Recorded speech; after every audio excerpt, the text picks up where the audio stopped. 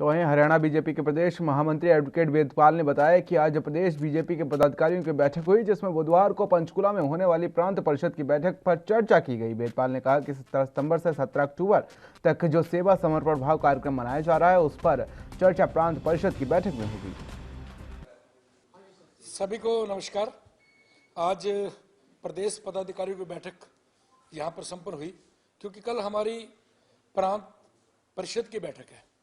इससे पूर्व प्रांत परिषद की बैठक 1982 में हुई थी और लगभग 39 साल बाद प्रांत परिषद की बैठक कल होने जा रही है। तो उसी की तैयारी के लिए आज प्रदेश पदाधिकारियों की बैठक, इसमें सभी प्रवक्ता और मोर्चों के अध्यक्ष जो पदाधिकारियों में, उन सब की बैठक थी। तो उसमें आज पूरी चर्चा की गई, कल क्या क्या करना, किस प्रकार चलाना, तो उसके बारे में चर्चा इस बैठक के अंदर हुई है।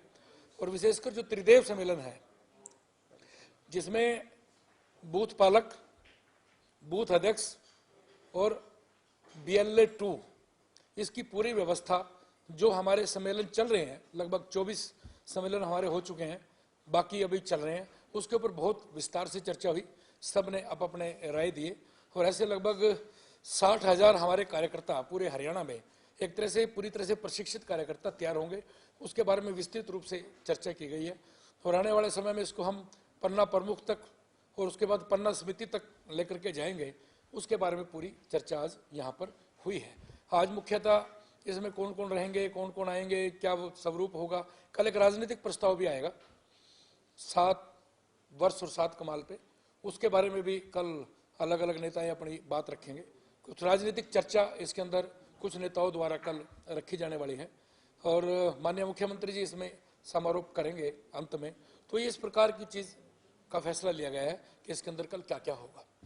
और इलाहाबाद उपचुनाव के बारे में भी इसमें प्रभारी के द्वारा कुछ बताया जाएगा। तो इस प्रकार की चर्चाएं सारी, और इसके साथ साथ 17 सितंबर से 7 अक्टूबर तक जो सेवा के कार्य हुए हैं, समर्पण के कार्य हुए हैं, उनकी भी चर्चा कल इसके अंदर होगी।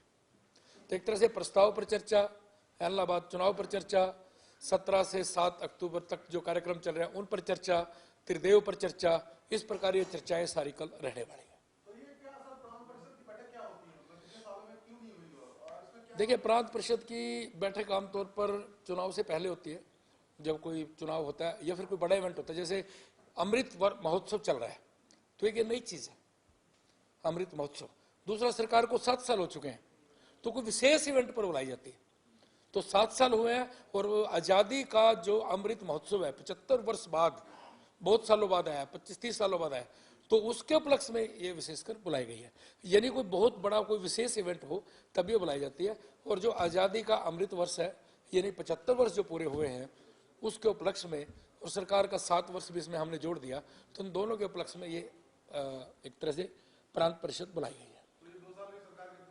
7, 5 और 2 7।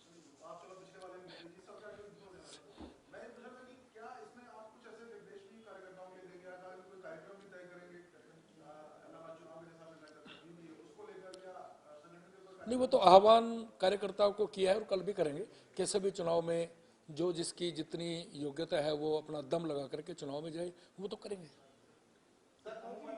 2014 में आपकी पार्टी सत्ता में आई थी, हरियाणा में पहली बार आप सत्ता में आए पूर्ण बहुमत के साथ। प्रांत परिषद की बैठक का हमें थोड़ा इसलिए समझ नहीं आ रहा कि उस वक्त तो बहुत बड़ी अचीवमेंट थी आपकी पार्टी सत्ता। नहीं, उस वक्त भी आपको ध्यान हो कि जब चुनाव से पहले हमने एक्सटेंडेड कार्यकारिणी बुलाई थी, जिसमें 1000 लोग थे, उसमें परिषद के भी सभी लोग थे। और जैसे कि मैंने बताया कि उस वक्त भी बुलाई थी, लेकिन अब जो क्योंकि 75 वर्ष पूरे हो रहे हैं, तो कोई विशेष जब प्रयोजन होता है, और मुझे लगता है कि आज़ादी के 75 वर्ष से बड़ा कोई इवेंट और हो नहीं सकता। तो इस इवेंट के उपलक्ष्य में पूरी वो बात नीचे तक जाए, क्योंकि 75 वर्ष में अलग अलग, जैसे हमने पीछे आपको बताया भी था कि इसके अंदर 75 कहानियाँ लिखी जाएंगी, 75 लेख लिखे जाएंगे, और लोगों ने 71 हजार 75 हजार ब्लड डोनेशन, ब्लड यूनिट उसके अंदर जाएंगी, 75 हजार पौधे उसके अंदर लगाए जाएंगे। तो इस प्रकार के तमाम, यानी जो कहानियाँ, हमारी जो पार्टीशन की कहानियाँ हैं, उनके लेख छपेंगे अखबारों में, पूरा साल चलने वाला है ये। ऐसे 75 स्थान जो आज़ादी से जुड़े हुए हैं उन पर जाएंगे। तो ये पूरा का पूरा कल ये लेखा जोखा इसका देखिए इसके अंदर राव इंद्रजीत जी और भूपेंद्र यादव जी इसके अंदर आ रहे हैं और बाकी एक दो नेता और शायद आएंगे, तो वो रात को कंफर्म हो जाएगा।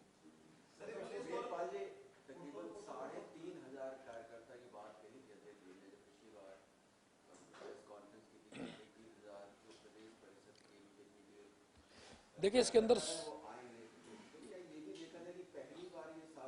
देखिए जो नहीं, सूचीबद्ध कार्यकर्ता बुला रहे हैं। मैं एक बार आपको पूरा क्राइटेरिया बता देता हूँ। सूचीबद्ध कार्यकर्ता, सूचीबद्ध मतलब प्रदेश कार्यकारिणी बीजेपी, जिलाध्यक्ष, जिला के पदाधिकारी कार्यकारिणी, जिला पदाधिकारी, उसके अंदर फिर जिला महामंत्री, मंडल अध्यक्ष और मंडलों के प्रभारी।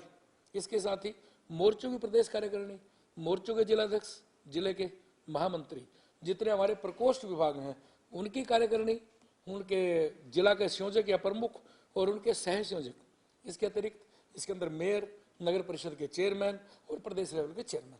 ये नहीं है कि ये सूचीबद्ध कार्यकर्ता हैं जिनके ऊपर महत्वपूर्ण जिम्मेवारी है, तो इसलिए आप इसको कोई भूला बिसरा नहीं कह सकते।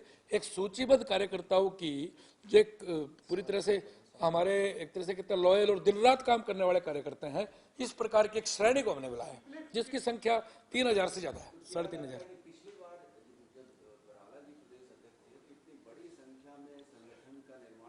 देखिए संगठन का निर्माण तब भी था, लेकिन जैसे कि मैंने बताया कि जो 75 वर्ष पूरे हुए हैं उसमें अलग अलग जगह पर जाना, नीचे तक जाना, एक ये बड़ा महोत्सव है। इसमें जितने ज्यादा लोग शामिल हों, देश की आजादी किस प्रकार लड़ी गई, रानी लक्ष्मीबाई कैसे लड़ी, सुभाष चंद्र बोस ने कैसे लड़ी, जो लोग तब पश्चिमी पंजाब और पश्चिमी भारत से आए उनके ऊपर क्या क्या जातियां हुई, उनसे मिलना, उनकी कहानियों को बताना, उनकी चर्चा करना, और किस प्रकार भारत आजाद हुआ, फिर सरदार पटेल जी ने किस प्रकार 565 रियासतों को इकट्ठा किया।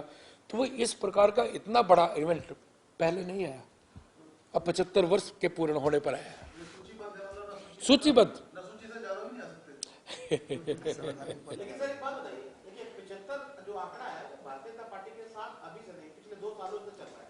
जब मुख्यमंत्री जी दोबारा चुनाव में आए तो उन्होंने कहा 75 पार अब के लेके जाना है, और आज इस बार भी आपके तमाम कार्यक्रम में 75 शब्द कोई विशेष लाभ लगता है आपको? नहीं, देखिए मुझे लगता है जो 17 सितंबर से 7 अक्टूबर तक कार्यक्रम थे उनमें 71 था, क्योंकि माननीय प्रधानमंत्री जी का 71वां जन्म दिवस है। जो 75वां वर्ष अब हम मना रहे हैं, अमृत वर्ष, इस पर हम 75 की चर्चा कर रहे हैं। पिछली बार हमने 71 की थी। वो बात दूसरी है कि ब्लड डोनेशन कैंप से लेकर के वो सारी चीजें हमारी 71 को पार कर गई। 71,000 पौधे लगाने थे, वो 76,000 को पार कर गई, वो आंकड़ा पार कर गया। लेकिन क्योंकि अब पूरा वर्ष 75 अमृत वर्ष के ऊपर है, तो ये अमृत महोत्सव के रूप में तो 75 की ही चर्चा चलेगी, और मुझे लगता है इसमें सभी दलों को इसमें सहयोग करना चाहिए। आज की जो पदाधिकारी की बैठक हुई है, इस बैठक में इलाहाबाद उपचुनाव को लेकर कोई रणनीति पर बातचीत हुई कि पार्टी नहीं, आज तो मुख्यतः जो मुद्दा रहा वो प्रांतीय परिषद पे रहा। और कल जो ये आपकी प्रांत परिषद की बैठक है, इसमें आपने कहा कि सरकार के 7 साल कमाल पर एक प्रस्ताव लेकर आएंगे, तो इसमें जो कल की प्रांत परिषद की बैठक में भी कोई इस उपचुनाव को लेकर भी कोई दिशा निर्देश से कोई चर्चा? हाँ, देखिए इसमें जो मैंने पहले ही बताया कि जो इलाहाबाद उपचुनाव है, इलाहाबाद उपचुनाव बहुत अच्छे से और शानदार तरीके से चल रहा है। हम लगातार आगे बढ़ रहे हैं, और जिस गति से आगे हम चल रहे हैं, आगे बढ़ रहे हैं हर रोज, तो मुझे लगता है कि जीत भारतीय जनता पार्टी की ही होगी। और उसमें हम अपने कार्यकर्ताओं को आह्वान करते ही हैं, वो करेंगे, इसमें कोई नई बात नहीं है। कल इसके अंदर कुल मिला के 3 सत्र होंगे। एक उद्घाटन सत्र, एक उसके बाद द्वितीय सत्र, और उसके बाद समारोह सत्र। इसकी शुरुआत आमतौर पर अध्यक्षीय भाषण से की जाती है, और समारोह में माननीय मुख्यमंत्री जिसमें रहेंगे, प्रभारी जिसमें रहेंगे। देखिए अभी वो रात तक कंफर्म हो जाएगा कौन कौन आने वाले हैं।